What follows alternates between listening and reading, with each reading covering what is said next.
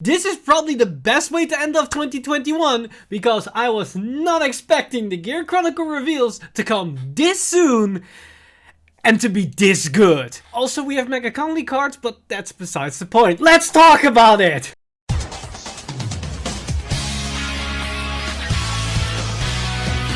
Stand up! Vanguard!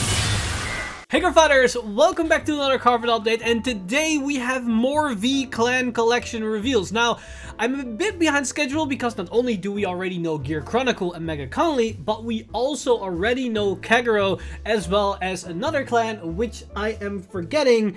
And it is, oh, Great Nature, that's the one that we got. So we already have 4 clans, but in this video, to not make anything way too long, we're only gonna tackle Mega Conley and Gear Chronicle, and then tomorrow we're gonna take a look at Kagero as well as Great Nature, and then the day after that, we're probably gonna take a look at the next 2 clans because it's already 2 days further, and I believe we're gonna see reveals in the weekend as well, but we have to wait and see if that's going to be hold true. But with that explanation out of the way, let's jump straight into these cards, and let's first talk about Mega Conley so I can save my excitement for the latter half of the video, okay? Okay, so first off, we got Mega Conley reveals, and we start off with this great one, which I hate with the fact that it's actually really good, as we got Brilliant Blister. And Brilliant Blister is a great one, which has the abilities Auto from back row rearguard circle. At the end of your turn, if your opponent has no rearguard set stand, which is very likely, you may return this unit to your hand. Then, if you return it to your hand and your hand has 6 or less, cast Soul Blast 1 and draw a card. So this is basically a bounce engine as well as a draw engine. And honestly, it's pretty solid because it allows you to call a booster down the field and get some extra value at the end. Now keep in mind, to get a draw, it means that the moment it's in your hand, you need to have 6 or less, and you also have your twin drive, so that means you probably need to have 3 cards in your hand the moment your Vanguard attacks, because you go to 5, this thing bounce back, you go to 6, now you still draw, you go to 7, which honestly is not that bad. And for the Soul Blast cost, it's very similar to the Giraffa Grade 1, which also in most instances will Soul Blast 1 to draw a card, and in some instances that card is even free to draw a card.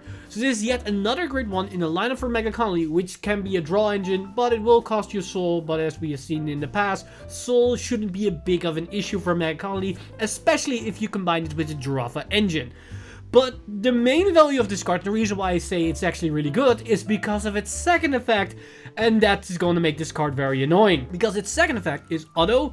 When this unit is put onto the Guardian Circle, and as soon as you can bounce it back, you can use this effect very consistently, even when you're using it as a booster. If your opponent's Vanguard is Rest, cast Soul Blast 1 and discard a card from your hand, choose one of your opponent's rear guards, rest them, rest it, and that unit cannot stand until the end of turn. This is effectively a pseudo G-Guardian in Standard. And the reason why I say this is because this gives you control during your opponent's turn, and this is very powerful because you can use this after the Vanguard attack, guard for a rearguard attack, and then stun another one, and now you can block 2 attacks with 1 card potentially, which is really strong. But there's more value to be had here than just on service, which is the interaction I just explained. The way that you can use this card is when your opponent's Vanguard is at rest. When they are at rest is when they also are attacking. So you can use this as a guard for your opponent's Vanguard and then immediately stun one of their units. And in a lot of cases, the attack pattern for a lot of decks is rearguard, rearguard, rearguard, rearguard, rearguard, and then Vanguard, and then the last rearguard, so you can stack your triggers onto that last unit. Which means that no longer is a valuable option against Mega Conley if they have access to this card, because the moment they do that, you stun the last unit, and now all their triggers need to go to the Vanguard, or they're basically wasted, and if you can guard the attack, yeah, that's wasted triggers. And it's even more annoying in Mega Conley because with the fact that Mega Conley is a protect deck, they can easily sentinel your Vanguard regardless. So you need to keep in mind that your Vanguard can be PG, they can stun the last attack as well, which means you need to change your attack pattern quite significantly to make things matter. And even against decks like Aquaforce and Nova Grappler and whatnot that can restand their units, this is still very powerful because they cannot stand that unit regardless of their skills. So if you're gonna reset up a particular strong unit at the end of the battle of the Vanguard attack, you can still make them forcefully negate that restand, or you can make your opponent forced to restand a weaker unit if you stun their stronger unit in the process. So this has a lot of value built in the card in the right circumstances, and I can definitely see this being a tech choice for a lot of Mega Colony decks. Maybe not a staple card, but definitely a card that can see its rounds in particular decks, especially during certain metas where a ability like this can be very powerful. So yeah, Brilliant Blister, it's a nice upgrade for Mega Colony, which sucks to say. Now, if we move up to the grade 2 for Mega Colony, we've got Machining Armor Beetle, which has the abilities act on a rearguard circle once a turn, cause rest another rearguard, choose one of your opponent's rearguards, rest it, and that unit cannot stand during the next stand phase. This unit gets power plus 6k until the end of turn. So it's a 15k attacker that stuns your opponent unit, and it super paralyzes them because they cannot stand as well, for the cost of resting one of your rearguards. Now, a lot of your units don't really do a lot, and you can have a lot of cards that suck themselves in the soul at some point, so this could actually be a very nice card, and it doesn't cost you any resources. I think this can be a really solid grade 2 in a lot of Mega Colony decks, regardless of what type of build you're playing. So overall, this skill is already pretty decent, but then it also has another effect, which is continues a rearguard circle. If this unit is rest, all of your opponent's rearguards in the same column as this unit lose intercept and boost and cannot gain them. So basically, if you attack with it, it has that, so your opponent cannot use their boost application, so you are making their boosters in the back row effectively useless. But you can also use this preemptively during your turn to negate potential interceptors, because you can forcefully rest this unit with its own effect if you have another copy. So if you have 2 copies of this grade 2, one of the grade 2 can rest the other, and now your opponent cannot intercept with the same units in that column. That could potentially come up. I don't think it will come up in a lot of instances, but if it comes up, it is an option you have access to. But overall, I think it's a solid card. Probably won't be all too bound breaking, but in a certain deck build, this could also very nicely work with Giraffa. This could be very annoying for your opponent to deal with, and it can definitely be a death sentence in the right circumstances. But of course, it isn't the only cards from Mega Colony. We also have a new grade 3, which honestly can be its own boss unit, but I can definitely see this work in tandem with Giraffa, as we've got Martial Arts Mutant Master Beetle, and Master Beetle has the effects act on Vanguard and Rearguard Circle once a turn, cost Counterblast 1, choose 2 of your opponent's rearguards, rest them, and they cannot stand during the next stand phase. So if you use this with Giraffa and you use both their skills, you can super stun 4 units. That means your opponent has nothing next turn unless they're gonna call more cards from hand, which is a heavy blow in a lot of cases. But then it also has, if this unit is on a Vanguard circle, this unit gets all the chosen unit's original power until the end of turn. So you can potentially write this after Giraffa and then use it to have a strong Vanguard attack, which also stuns a little bit of your opponent's field, which is honestly not that bad, because if they play around your game plan, your first Giraffa turn force cards onto the field, and then this card keeps them stunned basically. But it also has another Vanguard Circle skill, which makes it even better as a follow-up for Giraffa, which is other than Vanguard Circle. When this unit attacks, cost Counterblast 1 and discard a card from your hand. And this unit gets Drive +1 until the end of the battle for every 3 of yours and your opponent's rearguards at rest. That can potentially be +3 drive checks if there are at least 9 units on the field. And if the entire field is filled, that means you can still have 1 rearguard standing, which you then can all stack all the power onto if you hit triggers. That's honestly not that bad, and this is the reason why I say it's a pretty decent follow-up from a Giraffa turn, because Giraffa force cards onto the field, then probably they want to at least do some type of push turn to potentially not die to the next Giraffa turn, and if you survive, you can go into this thing and then get the maximum value off of this card, which can be very devastating. And because it's yet another solid grade 3 right target, this also increases the consistency of actually getting more protect markers to hand, thus increasing your defensive capabilities. So this feels like a very solid supporting grade 3, but if you want to meme around a little bit, it can also be its own boss unit. But I think it's very likely that the main power, the main value of this card comes in tandem with something like Giraffa, as it's also a very powerful grade 3 boss unit to sit on. But those are the Mega Colony cards. That's not why we're here today. We're here for the Gear Chronicle reveals. And let me tell you, some players or some people might say they're not important, they're not Chronojet sideboard. It's not gonna be the next tier 1 or next super deck. The only thing I have to say to those arguments is that I don't care, and I will never care for that, because these cards look amazing, the playstyle is amazing, they have premium applications, V-premium application, and they have future potential as well. And I cannot wait to play the new iteration of Timeleap in V-premium and potentially meme around in premium. So what am I talking about? These are the new Steam Maiden Timeleap cards. As first off, we've got Steam Maiden Illiru. And Steam Maiden Illiru has the effect: act on Vanguard Circle once a turn, cause Soul Blast 1, and bind a grade 2 or less card from your hand and draw a card. Then if you bound a trigger unit for this cause, draw a card.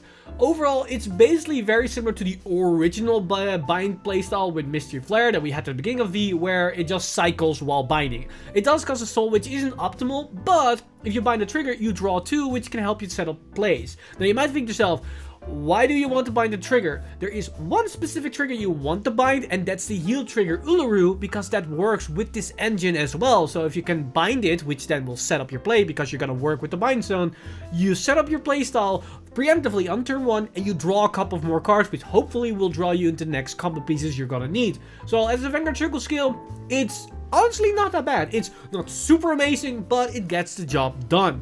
But then also it has another effect, which is the main application of this card, which is on a Vanguard Circle. At the end of the battle, this unit attacked.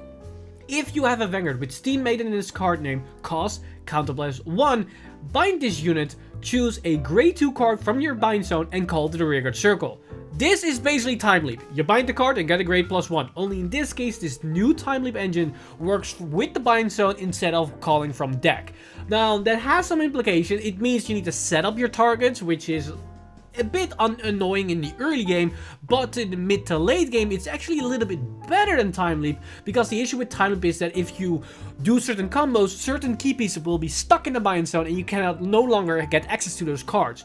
With this engine, that will never happen. You will have 100% access to those cards for the rest of the game if they are in a bind zone. And spoiler alert, the drop zone isn't an issue here. So overall, this is honestly not that bad. And interesting enough, if you have 2 targets of this grade 1 in your early game, you can write one, you can call another one. If you were given a damage in some case, like if you're up against Nova Grappler or something, you can immediately go off a little bit on turn 1 if you could bind a grade 2, which is an interesting synergy. Overall, not really something that's gonna happen. This is gonna be something more on turn 2, turn 3.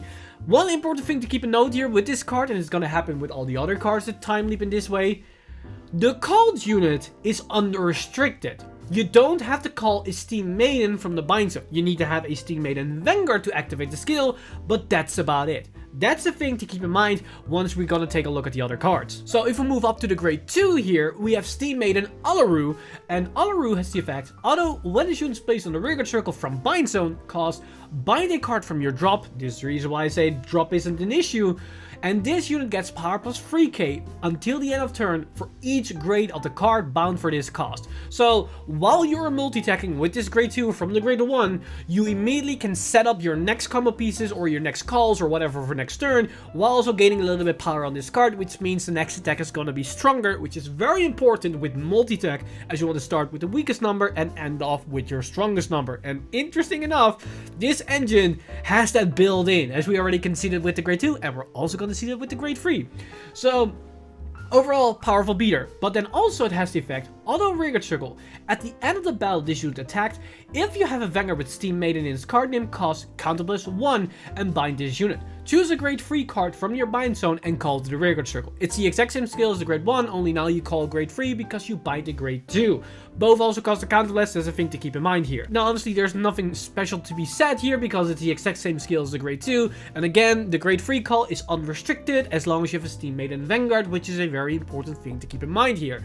Overall, solid card. It helps to propel the multi-tech engine because now you can consistently go from the grade 1 into the grade 2 into grade 3 for 2 counterblasts. But spoiler alert, it will be less of a cost here. Now, to bring this whole package together, we have the new grade 3 Steam Maiden, which is Steam Maiden Elu. And Elu has a couple of interesting, neat little effects. First off, we've got act on Vanguard Circle once a turn. Cost, bind a card from your drop. Choose a card with Steam Maiden in its card name from your bind zone and call to the Vanguard Circle. This is already really great because this does two important things. First off, it's free. That's already great. Now, one of the important thing here is that it sets up your bind zone for your potential multi-attacks, and you can bind any card. So if you miss a specific grade 2 or a grade 3 target or maybe grade 1, you can go set it to the bind zone and immediately set up for your multi-attack combos. But then the second thing here is that it will give you access to the bind zone to start your combo plays, because if you don't have the grade 1 or grade 2 or grade 3 or whatever to start your multi-attacking, this card gives you access to that card onto the field, which also means it's a free +1 because you get a unit on the board for no cost, which is great. There's a +1 built into the engine. And an interesting thing is you can call your grade 0 heal trigger Uluru, which then can start your combos thanks to this play, which isn't really nice. But then we also have a second effect, which is auto Vanguard circle once a turn. At the end of the battle, your rearguard with Steam Maiden and its card name attacked, cost, bind that unit, choose a card with the same grade as the card bound for this cost, +1 from your bind zone, call to the rearguard circle. If you call the grade 1, counter charge 1. So this is effectively the exact same skill as the grade 1 and the grade 2, but now you can use it from the Vanguard circle perspective and effectively use it without paying the counterblast, and in fact, if you bind a grade 0 and turn it into a grade 1, you countercharge. Which means if you have an Uluru in a drop zone or already in your bind zone, if it's in a drop zone, you can send it to the bind zone thanks to the first ability, then get it onto the field with the same ability, and then immediately attack with the Uluru on a force marker. Then you turn that into a grade 1 thanks to the Vanguard ability. You countercharge 1, so you go -1 counterblast if you already had one face down. Then you turn that into a grade 1. Then you use the grade 1, you attack with it, then you use its ability to counter +1, turn it into the grade 2, so now you counter +0 that turn, and then the grade 2 will attack and turn itself into grade 3, and now you went counter +1 for the turn for the extra attack. It costs you 1 counterblast to attack 3 times on one circle. 0, 1, 2, and 3. I should say actually 4. You attack 4 times for 1 counterblast on one circle, which will have the force marker. That's actually pretty nice. But that is if we go that route. You can go many different routes here. But before we go that route, there's one more skill that we need to talk about, which is her third ability, which also makes the grade 3 target for the multi-attack even more interesting, because she has the effect Continuous on Vanguard and Rearguard Circle. During your turn, this unit gets power +1k for each card in your bind zone. If this unit is on the Vanguard Circle, it gets +3k instead of +1k. So now, we not only are reverse ghosties, which ghosties were a reverse Timeleap, but now we also have a Skull Dragon we go into. Call me crazy, but that sounds great.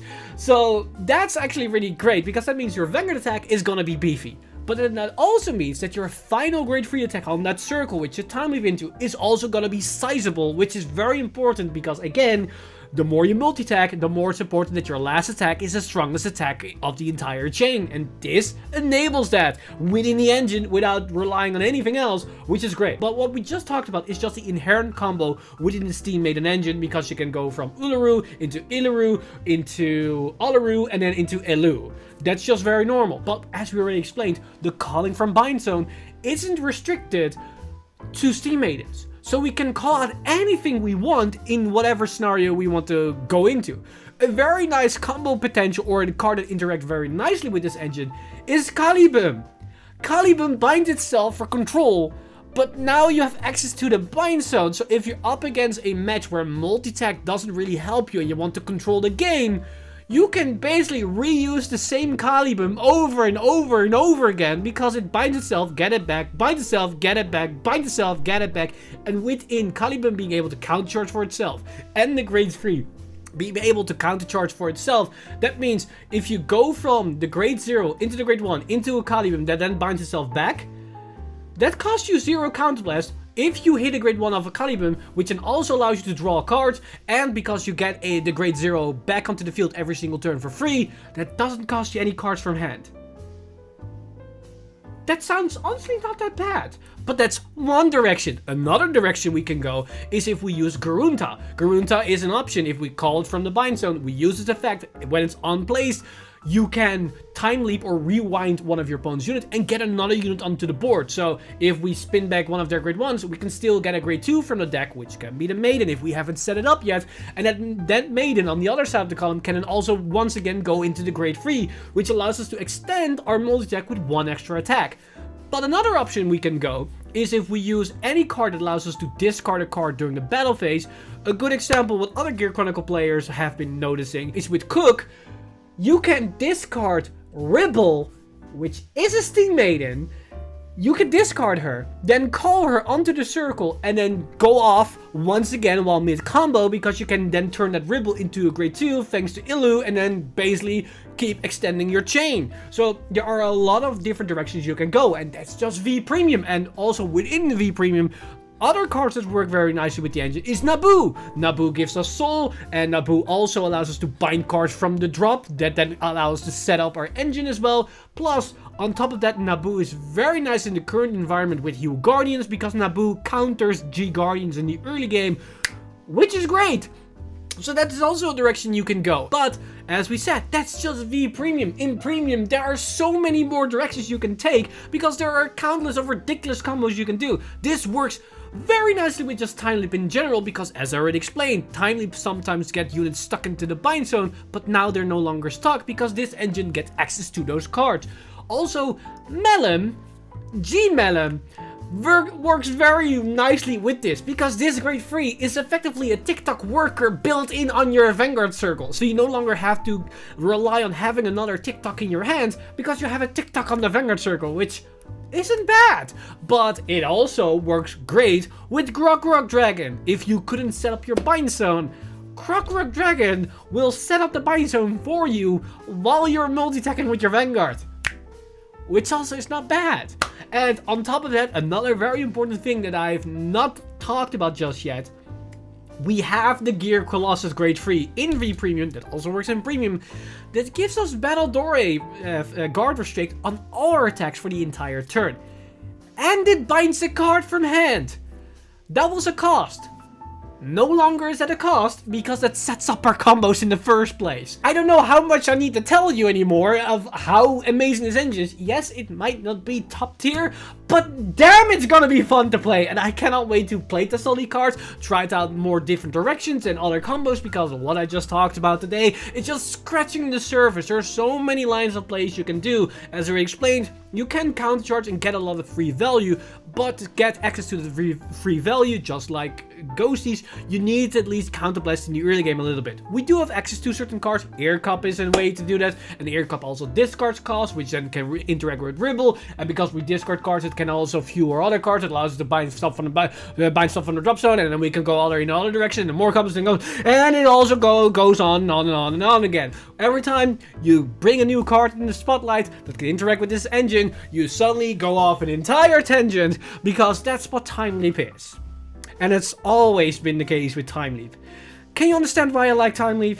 But we're gonna end it here today, because otherwise this video is gonna go on long enough. It's gonna go on for hours and hours and hours. The short gist of it is, I like these cards, and I like them a lot. I don't care if they're not gonna be top tier competitive. I don't care if it's not gonna support Chronojet all too much.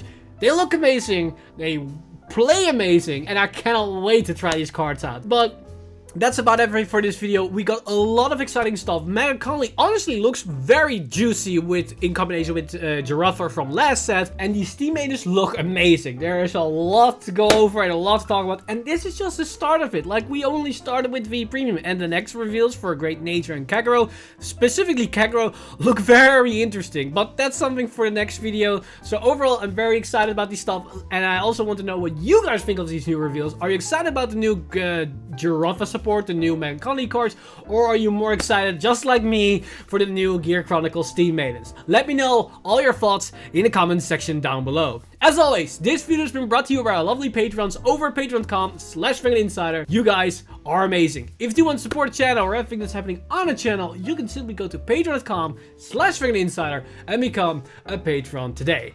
But with that said, I've been Mr. Timeleap, and I see you guys in the next new year!